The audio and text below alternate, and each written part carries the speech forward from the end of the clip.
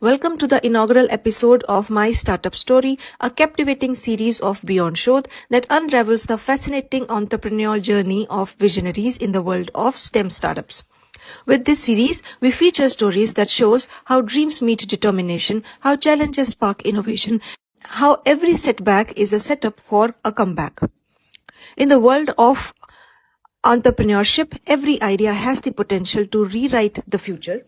So celebrating the spirit of innovation and resilience, My Startup Story echoes the belief that every journey is a chapter in the book of progress.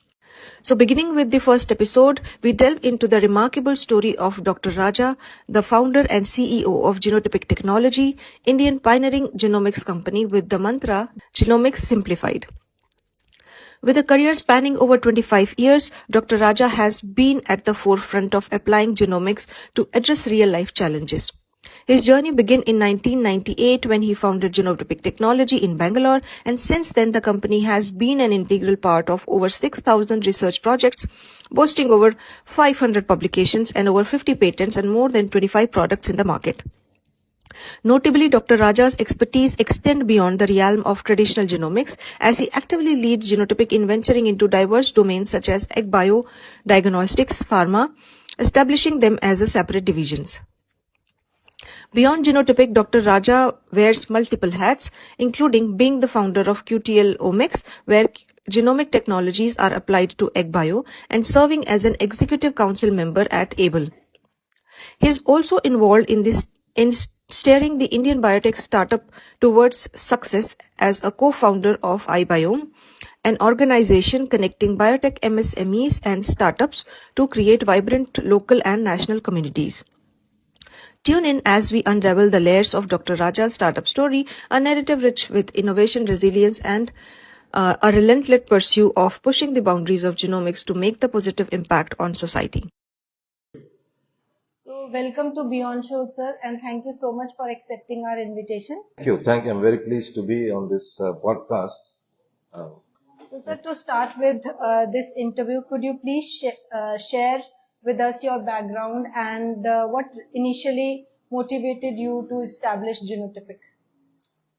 My background is I did my BSc in biochemistry in Coimbatore. Okay. In Coimbatore, almost everyone is an entrepreneur. Mm-hmm. So that's nothing new for a person from Coimbatore. Mm-hmm. Then I got into MSc Biotechnology, the very first course batch, national entrance batch. Mm-hmm. It was called as NBTB, National Biotechnology Board.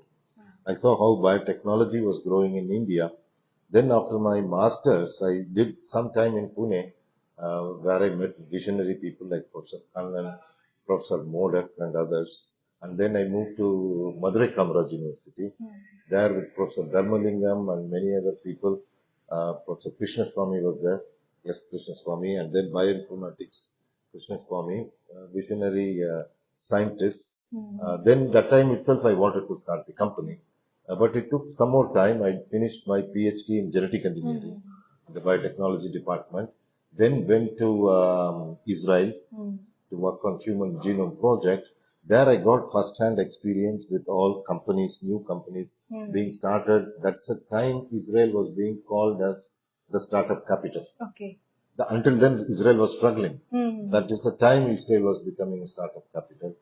Then I went to US.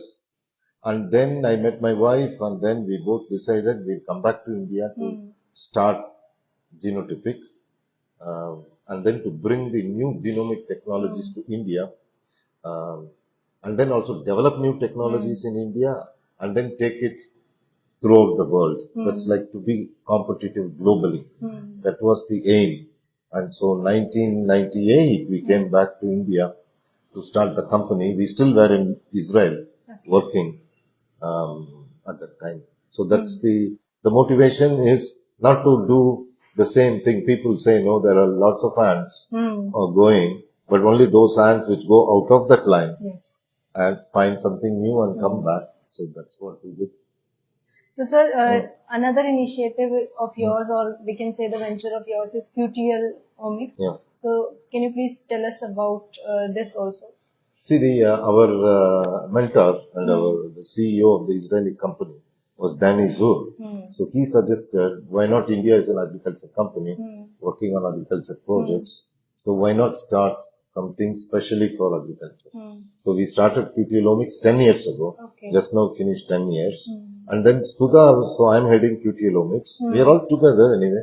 And then Sudha started Dithiomics, which is for human diagnostics, molecular testing for cancer, genetic disorders, and all. So this is like IT's evolution. First, initially, everything was IT. Now you have banking sector, life science, each sector, telecom, each sector. Like that, we are also moving sector-wise. So, sir, leading this type of a successful biotechnology company is undoubtedly a challenging endeavor. Can you please elaborate on some of the most significant obstacles or challenges that you have faced during your journey and how you overcome those? See, we follow our Talaiba, no, Rajinikanth. Every obstacle is actually a step. Tadaikal ellam padikal, what he says. So every obstacle is a step to move ahead. Sometimes we had an obstacle of we don't have the instrument, right instrument. But for us, Agilent Technologies, Illumina, Nanopore, everyone gave us instruments, encouraged us, either gave us on a pay later, earn and pay later kind of a thing. So we could get through all the obstacles by kind people outside and our clients also, they know that we don't have it, but they gave advance for us to get it. So the kindness of people outside us, and we are very grateful for them. The technology companies like Agilent, Illumina, Thermo Fisher, Quigen, many companies helped us actually initial basis. So, sir, in the realm of genomics, ethics and responsible use of data is very critical. Can you please shed light on some of the measures or practices that have in place to ensure that these ethical handling and responsible utilization of genomic information within your domain? How do you ensure these things while handling such type of data? Great question. Because see, in today's world, see, me, myself and Sudha, we made sure that we will not use the data which we generate. Even we generate for ourselves. And when somebody paid for it, we will not use it in any way. We will not sell it. We will not curate it. Even the understanding, if you are my customer and if there is another customer, we will not use this data there or that data here, even that understanding. See, this is different from today's genomics companies. They have made the company in such a way that their intent itself is, I will use the data to generate IP. That is the value they are generating. Whereas for us, we will never use the data, that is sacrosanct. We will, it's a taboo. We will never use the data. So our intention itself is not to use the data, and we make sure after the data is given to the client, we delete it. Our client asks us to put in public domain, like in academics, we do it. But our intention itself is not to make use of the data while we are providing service. Service, you have to provide service. But today, there are a lot of people who started companies after us. They all have a plan only to use the data. It's painful, but it's up to them. But is there any kind of guidelines to ensure that if you are in this sector, so these are the guidelines that you have to stick while going through? See, these are all basic ethics. See, you don't cheat. You don't tell lies. You don't need guidelines for that. And you don't use, client has come, given you the sample to process, and you generated the data or some understanding, you've given back to them. There is no need for you, you should not use it. There need not be any guidelines. But people are beating their guidelines by using the Western model of, as long as I don't tell your name, I can use your data. Name is, you have to keep the name secret, confidential. But the data is even more important. So I think it's left to other companies to follow the basic ethics. But now people are making business plan based on actually accumulated data. So, sir, from your journey, what you really your message to the aspiring scientists or entrepreneurs who want to jump into the startup business and don't want to follow the academic path? What exactly are the key ingredients or the recipe to have a successful startup? See, this is not to say, see, every chess game is a different chess game. I can't say sometimes what Vishwanathan Anand plays, I cannot play. Right? His game is different, my game is different, you have to play your own game. But the basic concepts of this, see, you need capital to start. If you don't have capital also, you can start. But never exceed the first thing is never exceed your strategic backup. Like you have a house, you have a farm, or you have some money, but don't exceed it. That's when you will go bankrupt. So all plan you should be well within the strategic backups you have. But if you don't have it, work towards having it first. Then you do it, or while doing it, accumulate your strategic backup. So what I mean is, if you fail, you're not going to ICU. If you fall down, you're not going to ICU. You are getting up, but maybe some kind person's hand you require to get up. That's okay, but you should not end up in a hospital. So failures are part of it, but you have to consider failure as an experiment. I tried this, it didn't work. I'm going to try that, it didn't work. But I'm going to try that and that's going to work. But this each try should be least expensive. That's very important. So you have to experiment. So there is no failure, it's more experimentation. So you should be ready to experiment to find the path. The path is not there, but the end goal is there. So have a good end goal. Like for example, I will develop a diagnostic for SARS-CoV-2. Now SARS-CoV-2 is gone, but you can say, look, I'm going to make a simple diagnostics for any respiratory disease. That could be a good goal. Now you go about doing it. Maybe you will find one for monkeypox or something else. That is okay. So it's more as a matter of you should be able to do experimentation until you succeed. And once you succeed, go along with that path. Don't keep on experimenting. Maybe a little bit of experimentation in that path to increase productivity one can do. So sir, we heard a lot about fundraising nowadays, and then bootstrapping is another way. So fundraising or bootstrapping, which would one choose? See, this is an excellent question, right? You know why you raise the fund, when you have to bootstrap. See, bootstrap is the best way to start, because until you have a plan, what you do, you don't need a fund. So this fund is required only when you scale up for a real sense, right? Where, see, I have 100 people. Now I got a huge project. I have to put another 1,000 people. Even if they pay advance, I cannot put that 1,000 people. So that investment we can go and get from outside. It could be from a banking sector, or it could be on another investor where you give shares or non-voting shares. There are many different ways.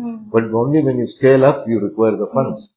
Or if you're going to do an R&D, someone wants to take a risk, they will give funds. But every fund you take, you have to return it back. Yes. And people who are giving funds to you are giving funds to you because they want more than that 8% banking interest.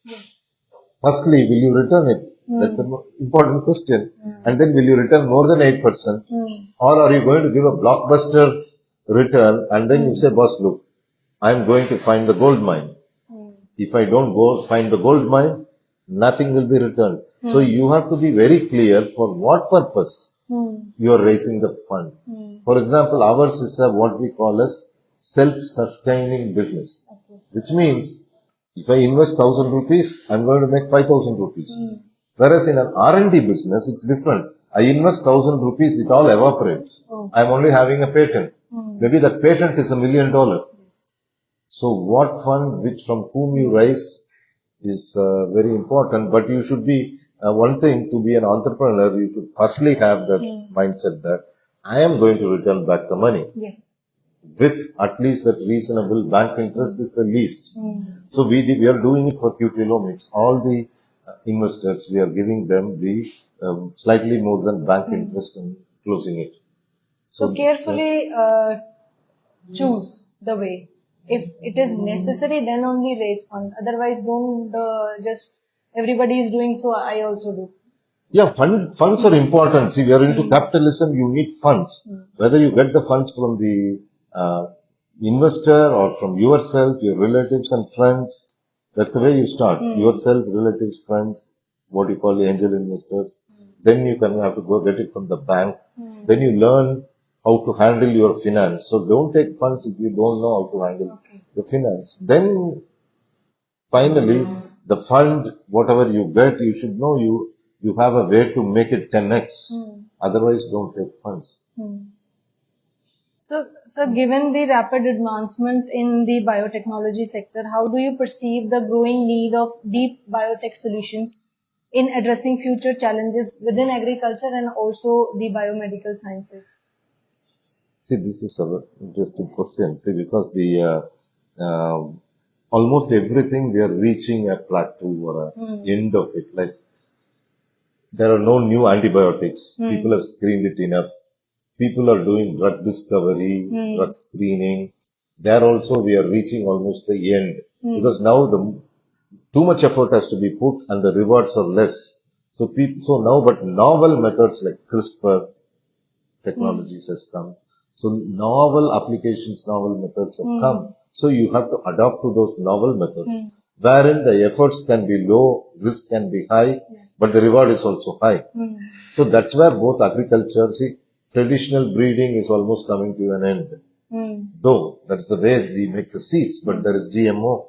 You can move one gene from this plant to another plant, or not even plant, from a bacteria to a plant, and make a virus or a insect resistant plant. So you have to adapt to GMO technologies, CRISPR technologies. Now even for testing, instead of animal, you can use cell lines, 3D cell cultures. Right? This is like WhatsApp. You have to use WhatsApp. What can you do without using WhatsApp? So you have to use the most modern technologies very readily and without hesitation. That's the way to go.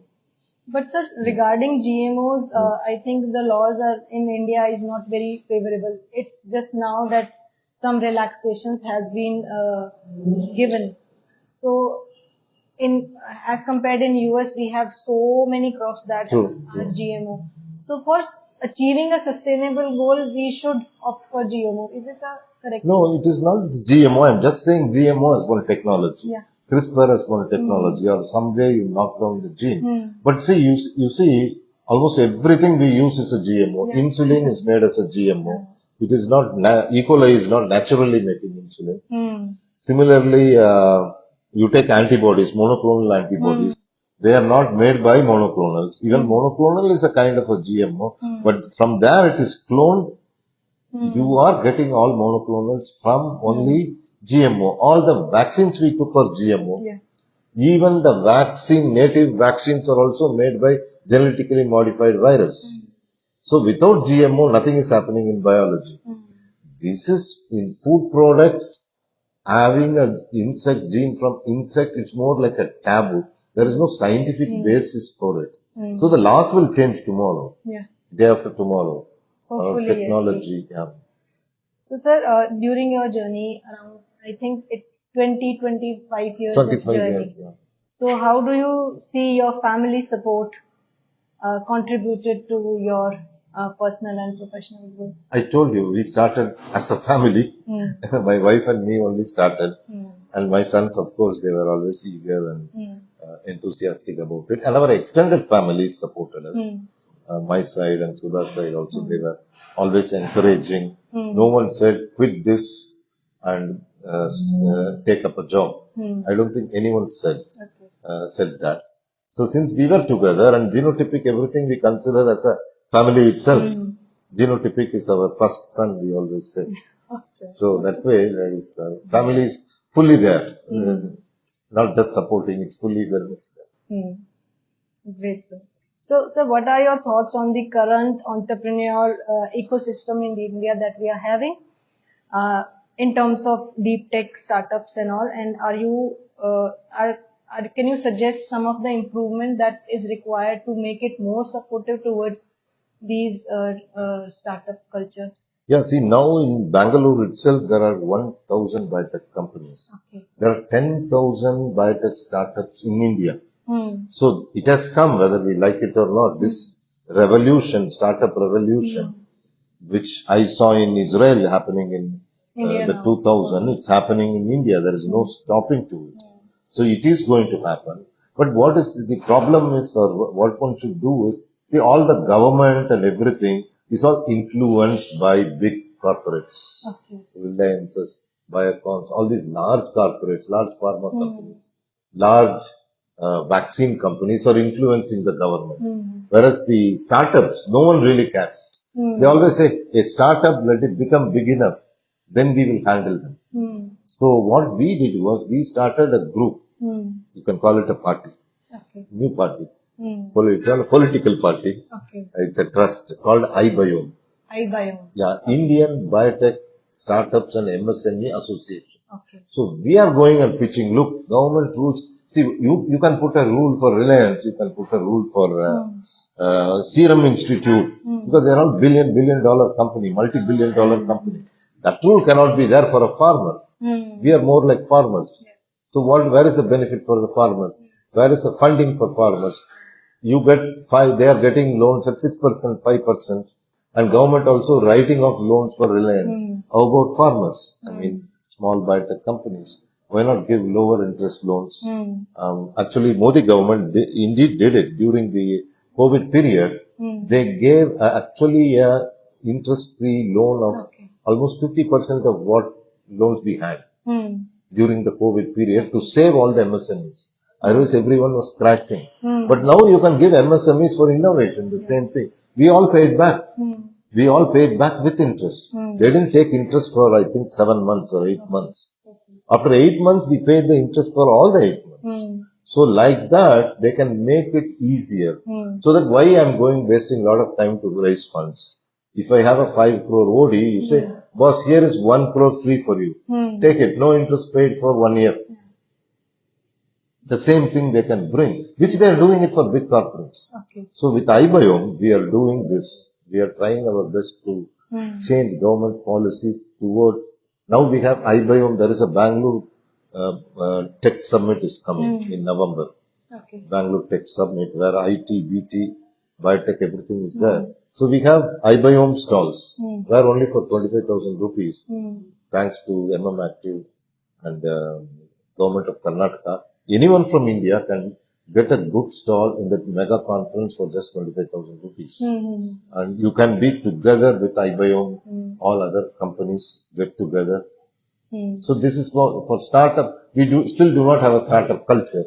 So we can bring the startup culture by changing government policies, isolate out startups out of large corporates. Let large corporates take care of themselves and influence government in their own way. But startup side, they should not come. Startups should do their own thing. That is how Israel, US and all it happens. Large corporates, even the president will meet and do something. Let them do it. But large corporates should not influence government policy for the startups. So, sir, in future, IBioM also support or provide incubation support to small startups? That is what we want to do. We want to get going with actually facilitating that. See, currently there are incubators who are charging more than the real estate. So we want to make sure startups are really given startup, like Gyan on how to start up, assistance in making all the paperwork, taxation. So we are conducting seminars and everything for the startups to do that. Yes, someday we will also, IBioM will have a startup incubator where people will be there for small enough time where we'll help them raise funds and then take them out into the world. Great, sir. So, sir, lastly, in India, as we know that much of the research and innovation, scientists look to the government to fund their research and then they sustain. So, however, bridging the gap between the science happening in lab to translate it into the product or some type of research which can serve the society, it requires collaboration from industries. Yes. And in other countries, industries fund a lot of research. So, how can we also start this type of practice where not just government fund the science, industries should also come up and fund good science so that it can translate into a better product for society or serve the farmers, etc. Yeah, this is ideal situation. I think it can happen. See, in this agriculture meeting, RISE Functional Genome Conference, I myself found some 4 or 5 excellent ideas. See, all discoveries, basic discoveries and invention come only from academics, not from industry. Yes. Because industry is going to innovate, converting it into a service or a product. And manufacture the product, test the product and sell it. Industry cannot invest in basic discovery or invention. But innovation happens in industry. Productization happens in industry. And the interface between the industry and the academics has to be tightened. See, people all had, there was a IASC, IIT, industry conferences happened 5 years ago. I was very much there in few of them. What is happening is Indian academics is still in the old sociology world. They think that thinking about industry itself is a taboo. DBT is funding only, DBT has become a funding agency. That is why they call themselves biotech itself is not known. Most of the funds are going into academics, but they are not asking academics to I'm funding this only when you have an industry collaboration. Nothing. They are still doing fly research, not butterfly, this fly, Drosophila research, or zebrafish research. Why not real research? Why not they make vaccine? Our people can do vaccine. They can generate the vaccine. A lot of things our academics can do because we are almost like Weizmann Institute. So many institutes are there in India. But this is first thing. DBT has to move towards applied research funding and not divert back into basic research. But discovery they can fund, but not into basic research. What this gene is doing in that organism kind of research, they should stop. And they should give enormous amount of funds to industry academic collaboration. And industry is funding research. They should let industries do that. But now it is almost a taboo. If a professor works with the industry, they think that, hey, you're a capitalist, you're not a socialist. That thing also has to be eliminated. One should be proud that I am a consultant to this company. I am developing a product for this company. And another thing they can do is they can let PhD students do the PhD in an industry. They can be registered in ISC, but they'll be doing a genotypic. Why not? Then the fellowship should come still from the government. But the industry can, once the product is developed, there can be a copyright or a license agreement with IASC or with the PhD student themselves or with the institute. Royalty payments can be done. And then industry will start funding a PhD. Otherwise, industry giving funds and the PhD student already doing whatever is doing, what IASC is doing or UA is doing is not the way to go. I think this will happen. Okay. And that is necessary also. That is very much necessary. Because if we want to translate science for society, then it would be, and hopefully we will have all these things happening and society will benefit from the research, and that is very necessary for India as per se, because we are saying that India is now becoming the superpower, but we also have to take measures so that it can become superpower in science and technology also. So great, sir, and thank you so much for your time. Thank you. And sharing your vision with us. Thank you so much. Thank you. Okay.